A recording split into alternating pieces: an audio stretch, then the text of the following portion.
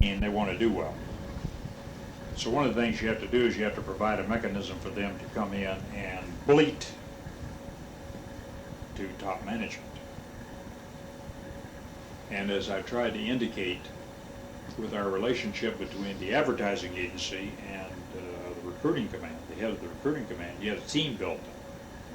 So in like manner, you want a team built up in the tank industry, tank team. You want a team built up between the infantry school and the infantry fighting bureau. Team built up around the helicopter capabilities and the vendors who put the helicopters together. All of those things you're trying to stimulate the industrial people to come forward and tell you what's right or wrong. Is the government screwing over the company, or is the company unable to meet its objectives, hadn't got enough time, sort of a policy of no surprises? That's what you're trying to stimulate there. So I had an open door to contractors. There are a lot of people that don't. But my view was you're trying to get the contractors on your team, make them produce stuff on time, quality, no overruns. But in order to do that, you got to make sure you listen to them. I've never known a project manager. I've never talked to one. When I was a lieutenant, I knew a Marine captain who was a project management team member on the lacrosse missile, and the lacrosse was dying. And as the lacrosse died, so did the morale of the military people who were involved with Sure. it. And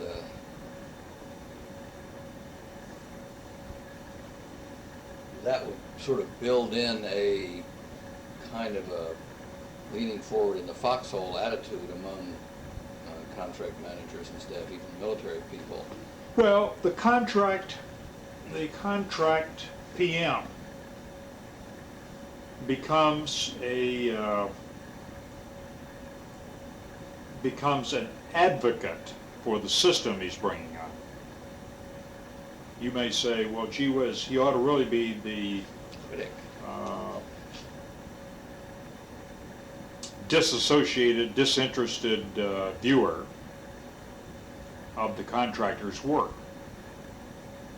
But let's suppose I made you the project manager for System X, and you can't bring it to market in the Army. In other words, you can't produce it and bring it to the Army. Then I look at you and I say, how come you couldn't get your defense team put together so you could, in fact, whip up on the contractor well enough to get him to produce an adequate piece of gear? It must be some ineptness on your part as the project manager. So the project manager quickly became A believer.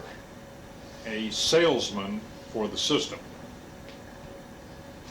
So you had to cut through the bullshit of the sale when you were in the Army Systems Acquisition Review Council, the ASAR, in order to find out what the real facts were about that. Was there anybody in between the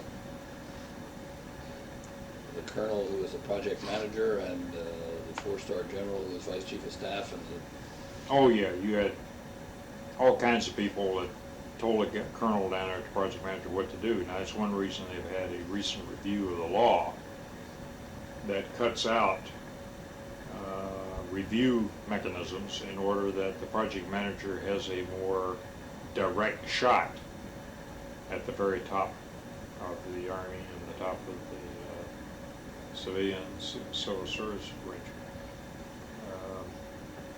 And they call that reductions in the layering of bureaucratic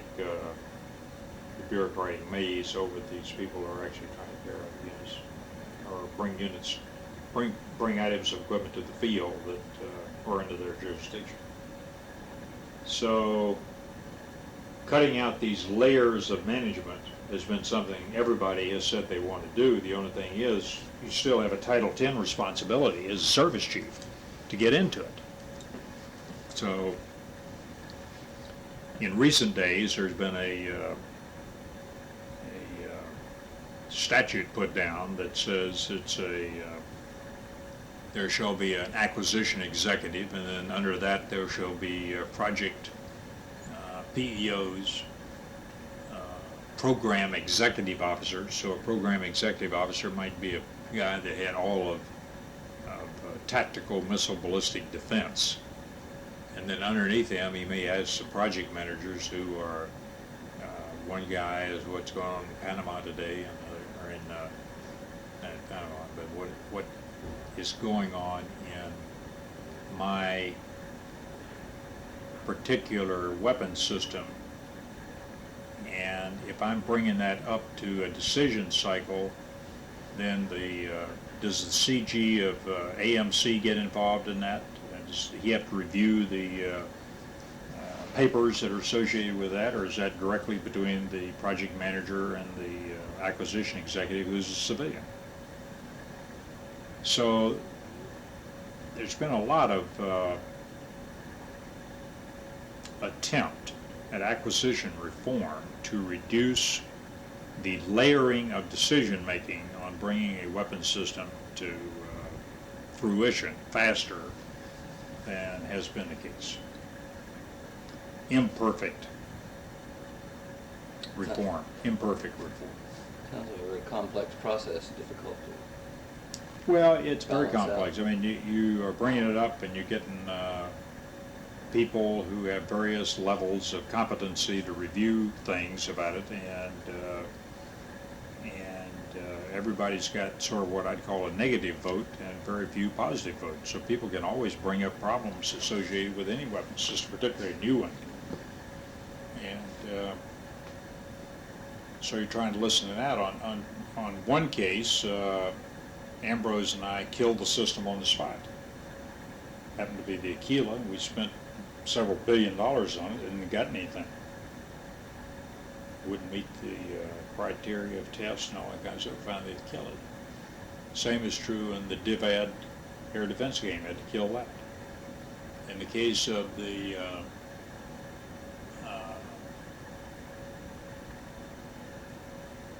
Patriot had a long Patriot, list of ups and we downs. stopped payment on the Patriot, and told the contractor, vendor, he's got to go back and fix it before we'll ever pay him another damn nickel. He didn't like that because it's coming out of his capital. Hide, right. Yeah. Now that is invested in the Office of the Assistant Secretary of the Army for Research and Development. And you can get a guy saying, bring a decision in, and ignoring the requirement, which the green suits have put down as saying this thing's got to have an A, B, C, or D requirement. So you want the military to stay in it. Yes. Because ultimately the military is the user of the item of equipment, and turning it all over to civilian functionaries is not necessarily going to get you the right equipment. Yeah. So it's become a continuing opportunity for excellence to streamline and make more effective the acquisition system. Now, Bill Perry is trying hard to go do that. He's got a bill now before the Congress do that. The only thing is, you'll find that, well, you would see that guys in a particular weapons system would become an advocate for their system getting on the docket, but you wouldn't have the ancillary wisdom of the TRADOC commander or the force in the field and all that, because it's coming straight up through a stovepipe into the into the Department of Defense. All of that smacks of ultimately going to a civilian acquisition corps, which would be located in the Department of Defense. And we in the services have fought strenuously against that because it would take the military judgments about the application of that particular piece of equipment. So we don't want to do that. French do that. French have an acquisition corps. People in it come essentially from their École Polytechnique, and they're outside the chain of command of the Department of the Defense. You just hand the Army any tank. You give them a tank. Yeah, that's it. Okay, now here's how it works. Here's your tank, go fire it up and fire it up. Get some tactics that will make use of Yeah. it. So It's not very salutary from our perspective, green suit perspective. Although there are plenty of people in Congress who believe that that's the way it ought to go. While we were talking about the National Training Center and not looking at the bumper numbers of units as we looked at the results, you mentioned in passing that makes it impossible to identify which commanders did well and which ones didn't. And of course the corollary is, how do you grow good ones? Was that an area that you were able to tackle? Well, we never tried to, in public presentations, identify that Lieutenant Colonel Ziggy Belcher was better than Lieutenant Colonel Thurman in his tank battalion. And the reason we didn't want to do that was because FORSCOM had a long-time notion that if you began to do that, then people would look at the NTC as a make or break proposition, and therefore it would lose its utility as a learning center as opposed to a test center. Now clearly, if you run 100 battalion commanders through 100 battalion tanks and run 100 battalion commanders through 100 defensive operations, you're going to find that the normal Gaussian curve pertains. There's going to be 10% in the top 10, there's going to be 10% in the bottom 10, there's going to be 80% in the middle. Now what we try to do on occasion is get ARI to do that by wiping off the Social Security number of the top 10% and use the Social Security number to get in and find out who that is, or once you get the data about it, erase it. So that all you have are the characteristics of that guy who is the number one guy at the NTC. And then see if there's any pattern analysis between who the top 10 are and who the bottom 10 are. Well, one of the things you come out of that, and one of the things we found out about doing, is that commanding a battalion, a maneuver battalion at the NTC, is a lesson in space management in your head. That is to say, you're trying to compute the advance of the OPFOR, you're trying to compute the how fast it'll take your own counterattack force to get into position, and what will be the operation outcome if I can understand the interrelation of all these things. So we designed the Tactical Commanders training program out at Fort Leavenworth, which can be given to all battalion brigade commanders and is given to them out there. It puts a Janus interactive solution on a cathode ray tube display, lets the guy load his force, and he can actually fight the force, and then if he wants to commit the reserve, he commits the reserve, and he finds out later whether or not he got whacked about it, or whether or not everything is okay about it. So he can play this war game enough times to become adept at listening to the audio tapes of people reporting to him from the front, because they're wired into the system, and then taking responsible action about how to reposition his forces or counterattack or do whatever he's going to do. And then if he has an outcome which is not salutary, he can back it all up and do it over again. He can do that in a matter of an hour. That has become one of the most popular courses at Leavenworth. Is that done during the command charm school, or is that part of? It's being done at the pre-command course and the command course, and it's also being done in Leavenworth at the Commanding General Staff College level instruction.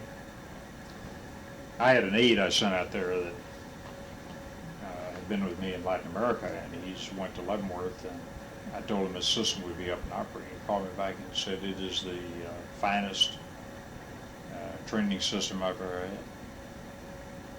Sounds terrific. You don't want, one of the things you're trying to do here, again, if you thought about it in chess terms, and you looked at playing chess at the NTC as being a once every 2 years endeavor, then you would want to get as many chess bouts under your belt before you went to the NTC. So one, you wouldn't embarrass yourself, and two, you'd stand a chance of whipping the guy that you are pegged up against. And so it is with this analysis of data and giving people the opportunity to adjust their mental warp of how you employ all these dissimilar forces. It goes back to the old thing. Normally, the first time a guy commands a battalion is the first time he commanded a battalion. And therefore, he has to learn that he's no longer commanding a company. He's commanding 4 or 5 companies. He's got to learn to maneuver them simultaneously, not just one company, but all of them. You go out on the desert floor and you could see a armor column stacked up along the desert floor because the commander couldn't make a decision about what to do with it. Whether to bypass, fight where he is, break the ambush by some other means, or whatever, call in airstrikes and drive on. Sit there and agonize about how to get his combat power in the fight. See, he's not facile with it. Right.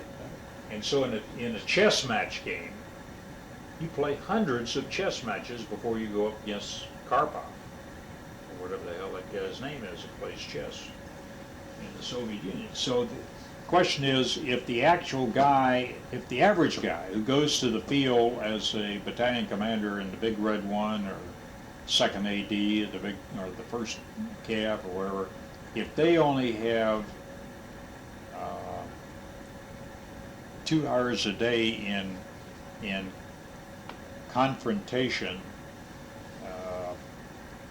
you're trying to maximize the number of repetitions a guy can get before he takes his troops in the field. We estimated that you'd get 2 battalion attacks and 2 battalion defenses in a 2-year tour as a battalion commander. Well, that's no preparation for going up against a chess master. What you want, you'd like to have 100, so you can give it to him vicariously on the scope of a TV tube.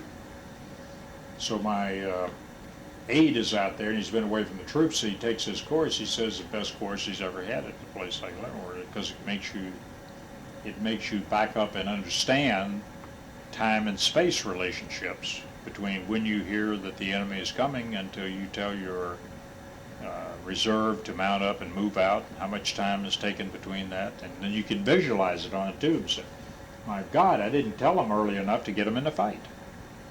So back it up and do it again. So it becomes comfortable with it. The more, again, it goes back to my view, which is the more you are comfortable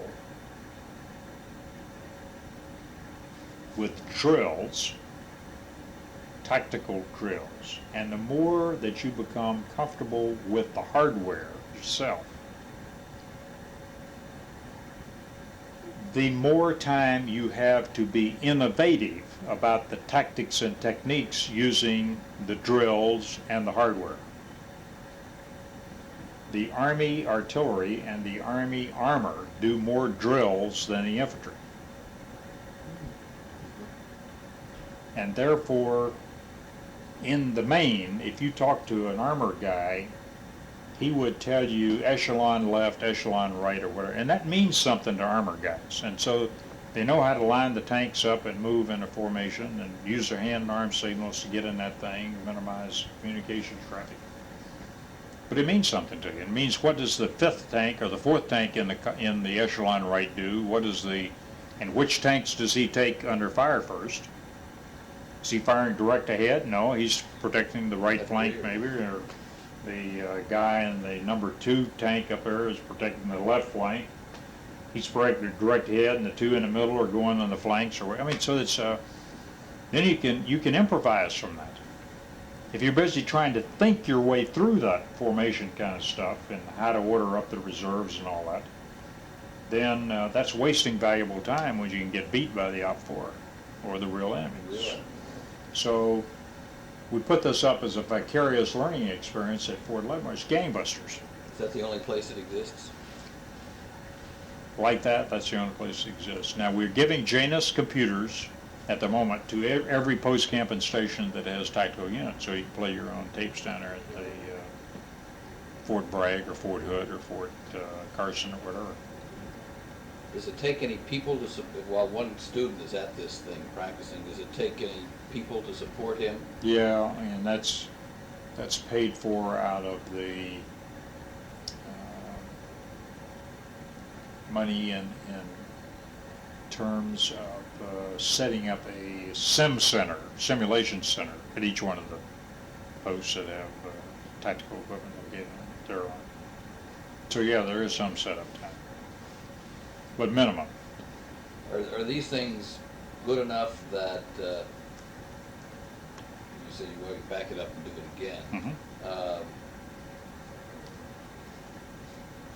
If you back it up and do it again, are you always going to get the same result? No, you back it up, do it again, you vary your, give you an example. Suppose you're in the defense and the enemy comes down and you calculate that he is going to do X, and he in fact does X. In other words, he comes on your left flank. His main attack is on the left flank of your unit. And sure enough, he comes down there and you say, God, I got my counterattack poised to go, and I call up the guy and I say, attack. And the machine spins up the attack. The only thing is, you misestimated the difference in distance that he has to go to make that. And you didn't get enough time to get fired up and move out, and therefore the main body of the Op 4 has come through, and your counterattack is 3 minutes late. Okay, so you try it again. So you back it up, and then you see the results on the scope because it blows up all his tanks. Okay.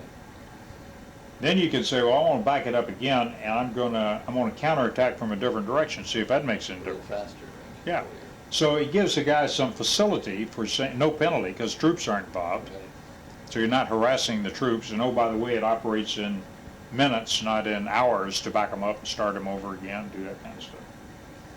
So now those Janus things are being sent out now to each one of the post-camp stations. This colleague of mine, young fellow, took all his people over to Leavenworth and ran his battalion commander himself as a battalion S3, his 4 company commanders through all that. They got a mech infantry battalion. And before they went to the field. So they don't soiree the troops when they go to the field. So advances in simulation, I think, will materially assist the Army in carrying out training objectives and make more meaningful then the experience at the NTC. They've also at ARI try to go out to the NTC and see if they could take these Social Security numbers and do profiles from these guys, then erase the Social Security number so you didn't know who it was, but enough preliminary data to find out what was his background. Had he been a Battalion 3 or Battalion X, had he been the NTC before, had he been in combat before, how many times had he been the NPC, go back and look at his efficient reports and find out what people thought about him. Oh, you really can get a... And you can begin to piece together what kind of mosaic you would like people to have before they become battalion commanders. Now, getting the Army to go through and select battalion commanders on that, different matter. Oh, really? Yeah, I mean, they read the reports, but there's no way to put in the report file that, given the ARI template, we would predict he would be a dynamite battalion commander. I mean, just that won't sell. Well, the ARI findings are published, aren't they, or these particular ones? Yeah, I mean, they give you what I'd call aggregated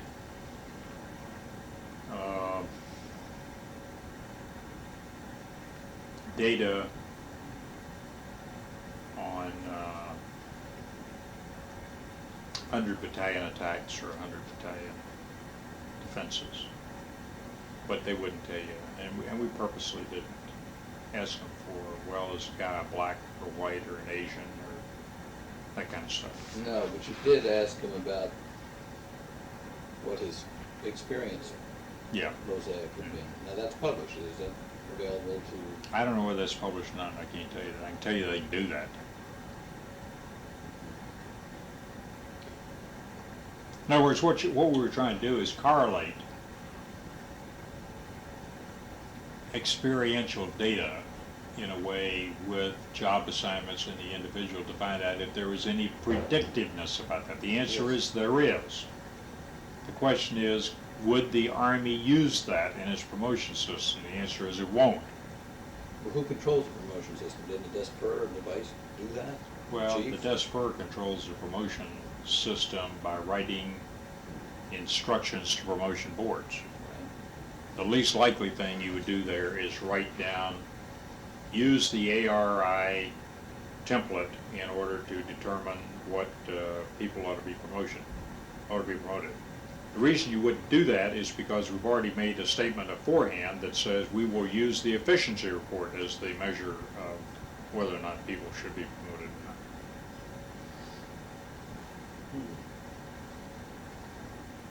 Now, maybe in the year 2025 you can do that in a different way. But I mean, right now, culturally, the Army isn't prepared to accept what ARI says about it. Although there's plenty of data that would suggest that you can identify ahead of time before they ever become battalion commanders. It could be sort of slipped into the culture through articles in Army Magazine and so on. It could be. But did you not want to change the culture? On that one, no. It's too much of a political football. See, one of the things you're trying to do is you're trying to get conceptually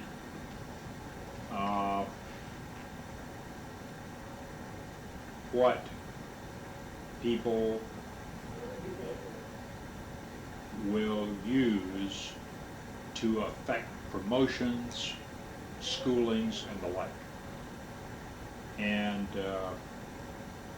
I guess in my own right, I think you'd have to be the chief of staff for a while to do that. You have to be the chief of staff to do that. Because you'd have to be persuaded that this indeed was the way in which you wanted to structure the promotion system and the like about that.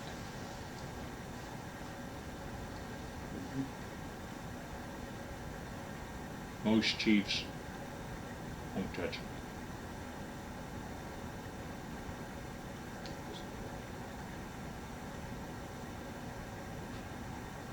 In wartime, you could get away with it. In peacetime, it's very much more controversial. That behavioralists are going to say, by virtue of what you have done as a major and a captain and a lieutenant, we can predict your success as a battalion in combat. That's really hard. That's hard, yes.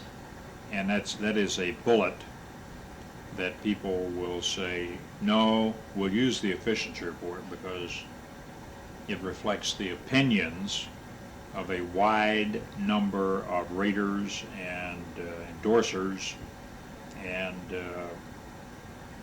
senior raters, and therefore that is better than any system ARI could come up with. I'm just telling you, there's inherent baggage in behavioralists issuing orders to the Army. Yes, I can see that, but I accept it all.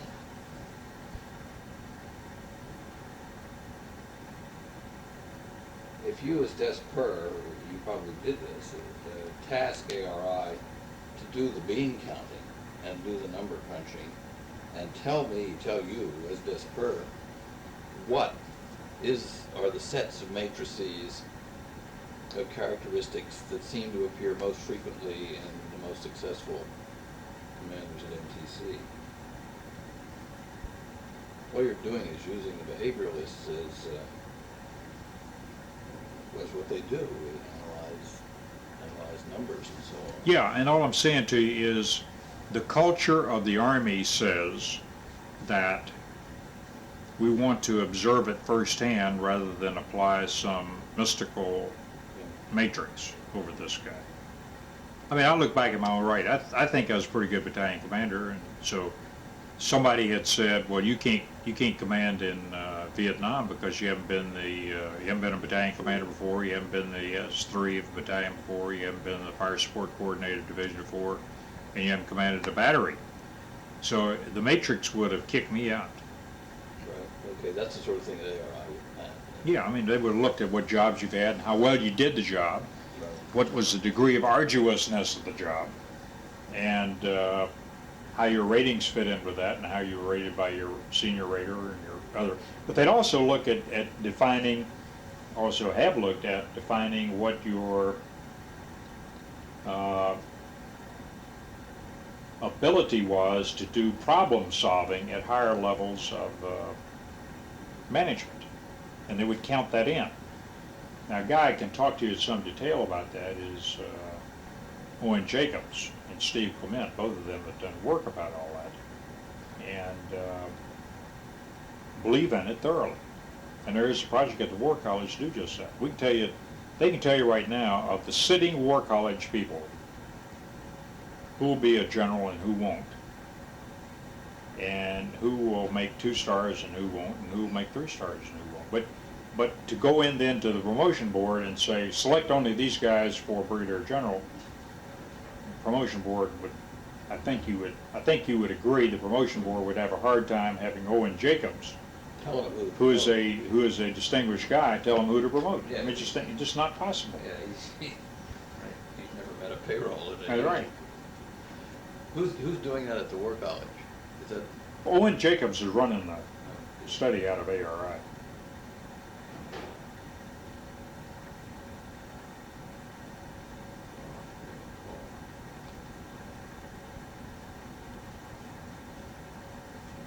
See, I gave a pitch up there you may be interested in reading sometime. It's also published in a book about strategic vision. And how do you get a person to think and to lead strategically? You're talking about sinks now, right? Well, strategic leaders in the Army are all 4-star generals and a few lieutenant generals. Strike comm commander would be one. Well, lieutenant general is that would have strategic vision would be the desk clerk, because actions he takes today will have 10-year consequence. Des ops would be one. The chief of engineers, because what he's involved in is long time horizon. The chief of medics, surgeon general, not an Army commander at Fort Meade. Not the desyncs at various designer places. So there are certain lieutenant generals that have to be strategic thinkers. Well, the question is, how can you go about determining who those people are if they're in an academic setting at Carlisle? Well, one of the things you can do, and the article I wrote or gave up there, pitch I gave up there, is given in 1991. It was in a leadership symposium. They published the book now, and you might want to get a copy of it. Again, Owen Jacobs had a hand in that, but the book is published up at West Point, or up at Carlisle. If you set a set of criteria that are attributes that a strategic leader ought to have, then you can configure the curriculum to either enhance those attributes or to test them on any one of the individuals in the schoolhouse. And then you would then perforce be required to write a report at the guy at the end of the war college that says he did or didn't. And most reports coming out of the war college are innocuous, bland. Everybody's a winner because everybody was a winner to get here. Well, of course, everybody knows there's a Peter principle, and everybody that got there isn't a winner in terms of they're winners to get there, but it doesn't make them winners 5 years later or 10 years later. But the question is, how can you distinguish people? Well, one of the ways you distinguish people like that is you give them tasks to perform that are beyond their rank. And I've already told you one I had as Lieutenant Colonel. Paul Gorman did the same thing way beyond his rank on training. I mean, he's doing a 4-star general's level of work as Brigadier General. Don Starry did the same with work he did as a Major General. He was doing 4-star general work. Is that when you were skipping the armor school? Yeah, in armor tactics and techniques and that kind of stuff. So,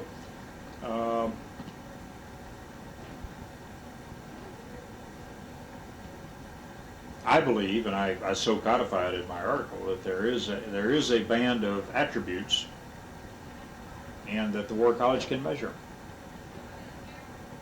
And you ought to write a report about it when you get done.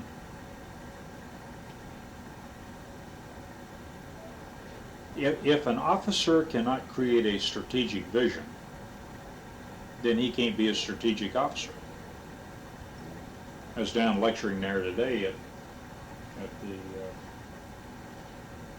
National Defense University to a bunch of generals, all services. And an Army general said to me,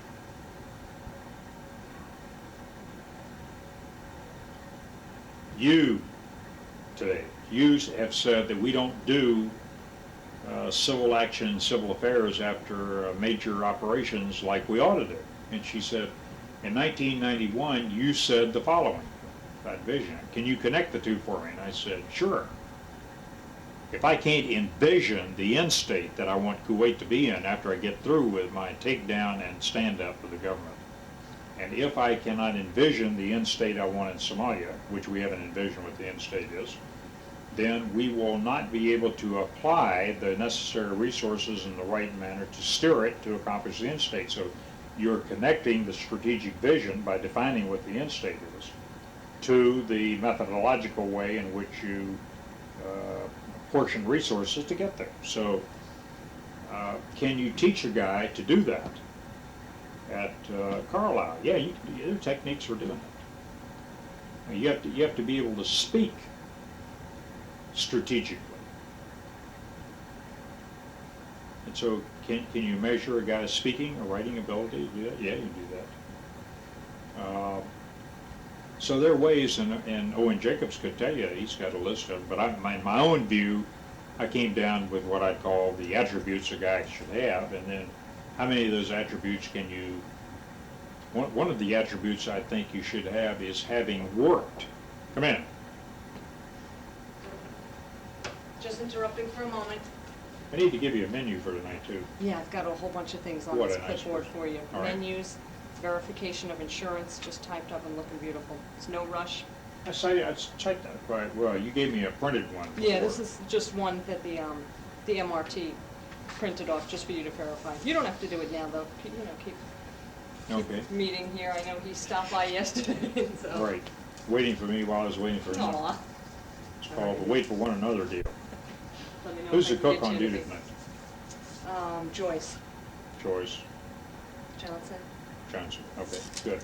She's one of the good You ones. bet. Okay.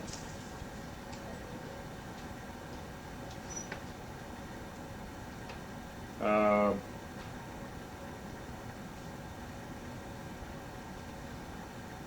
so,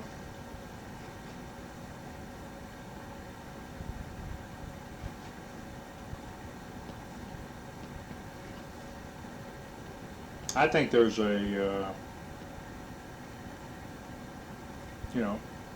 substantial amount of prediction you can do about all that.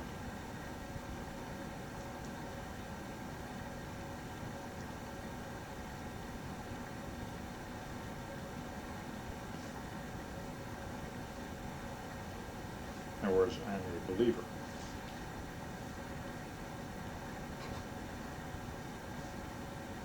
Well, we talked about the War College some time ago when you were telling me about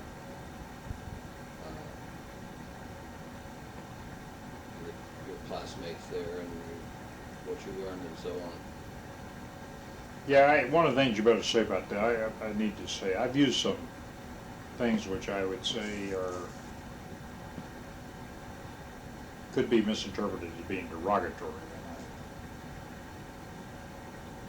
I don't mean to be derogatory. It's Well, just- spades have to be called spades. I mean, what I'm trying to do is describe the changes wrought in the Army that you had a hand in, and that General Pugh had a hand in, General Meyer had a hand in, Starry, and all. There's a number of you. Not a very big number, but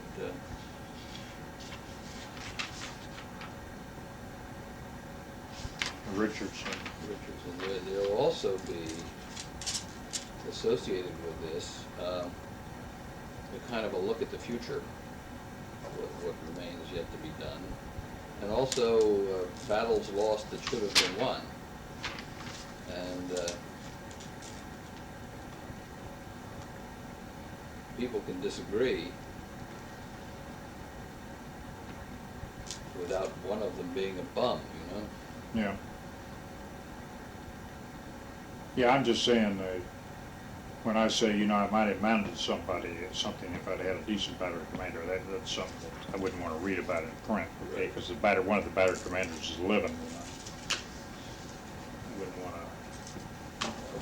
to appear to be Can't say if you had been a battery commander, you might have amounted to something. Yeah, That that's true too.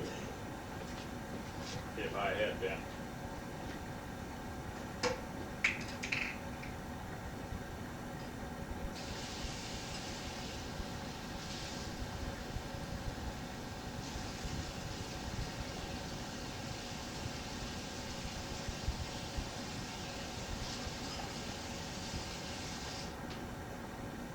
But the direction we're headed is not nearly as focused on Me as your- assistants. Right. Let me give us just one second. I'm gonna hit the edge and go right around. Okay.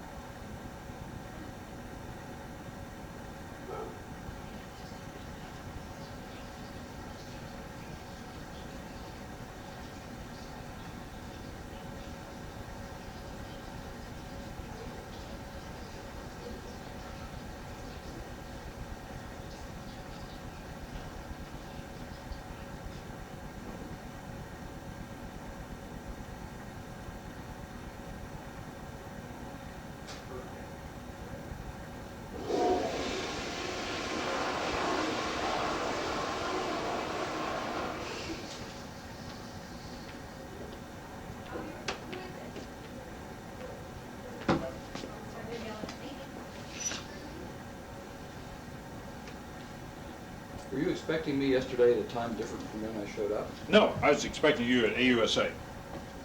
So I went over there. So I was there and you were here. That's what happened. Yeah. I didn't know you were going to USA yesterday. No, I know. I found that out after I got there. What else were we talking about the vice, your time as a vice, and the human dimension as a family thing? Did you continue to work on that? Well, I think, yeah, we continue to work on it. I think Wickham became a major player in promotion of quality of life for the members of the Army. And if you may recall, he put out his 4 C's: candor, commitment, courage, and whatever the fourth one is. Commitment. Candor, commitment, courage, Communication? whatever the fourth one is. U.S. posters up and that kind of stuff. And he was very much a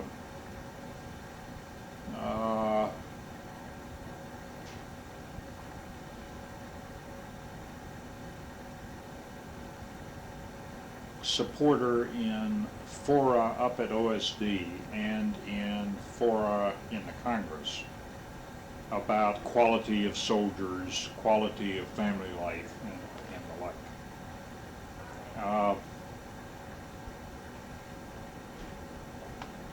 He was unrelenting on safety, and he made me sort of the big safety officer in the sky. Apparently there was realism in training, so it's... Well, but he